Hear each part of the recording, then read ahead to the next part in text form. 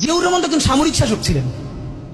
একজন সামরিক শাসক সামরিক ফরমান জারি করে দেশে গণতন্ত্র ফিরেছে, পৃথিবীতে এই নজির নাই যেটা জিয়াউর রহমান করছেন। আপনারা কি জানেন এই যে জিয়াউর রহমান গণতন্ত্র ফিরাইলেন, যার মাধ্যমে আওয়ামী লীগ রাজনীতি করার সুযোগ পাইল 22 সালের পর, সেটা কিসের মধ্য দিয়ে? তখন তো সংসদ নাই, সংবিধান তো সংশোধনও করা যাইতেছিল না। কিসের মধ্য দিয়ে? জিয়াউর রহমানের সামরিক ফরমানের মধ্য দিয়ে। পৃথিবীর একমাত্র একজন সামরিক শাসক যিনি ফিল করলেন না সামরিক পন্থা দিয়ে করা যাবে না, গণতন্ত্রে ফিরতে হবে। এবং দেখেন হাসিনারে এবং আওয়ামী লীগের চরিত্রটাই হইল এরকম, এর যে একটু ভালোবাসে তার এসে হত্যা করে। শহীদ প্রেসিডেন্ট জিয়াউর রহমান শেখ হাসিনাকে দেশে আসার অনুমতি দিছিলেন, সুযোগ দিছিলেন এবং বলছে থাক সবাই রাজনীতি করুক। আসার 1 মাসের মধ্যে জিয়াউর রহমান শহীদ হয়ে গেছে, 13 দিনের মধ্যে। এবার দেখেন এই যে আমরা এখন যারা সবাই করতেছি, সুতরাং এটা একটা বিষ। এই বিষের সাথে আমরা কিভাবে লড়াই করব? জাতীয় ঐক্যমত্য তৈরি করতে হবে। সুতরাং পলিটিক্যাল পার্টি এবং সবার প্রতি একটা কথা, প্লিজ আপনারা বিএনপি কে শতভাগ কর্নার করে দিন না।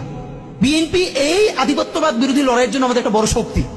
এই শক্তিকে এত বেশি কর্নার করা যাবে না যাতে তারা গিয়ে আওয়ামী লীগের হাত ধরে ফেলে। তারা যদি আওয়ামী লীগের হাত ধরে ফেলে তাহলে লড়াইটা তো আমাদের জন্য আরো কঠিন হয়ে যাবে। বরং বিএনপির প্রতি আমাদের চ্যালেঞ্জ হলো, যেই বিএনপি বাকশালী সংবিধানের প্রতি প্রেম দেখাবে, তার শহীদ জিয়ার ছবিটা সামনে এনে বলতে হবে যে এই বাকশালী সংবিধান তো জিয়াউর রহমানই ছুঁড়ে মারছিল। বেগম জিয়া বলেছেন এই সংবিধানকে ছুঁড়ে ফেলা হবে। এখন বেগম জিয়ার চেয়েও নতুন বিএনপি আসছে, বেশি প্রেমের বিএনপি।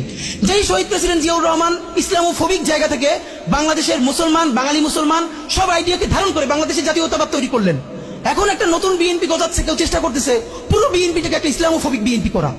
এ কি ভাই? ইসলামোফোবিক বিএনপি সে কোথায় যাবে? সে কি দিল্লি যেতে চায়?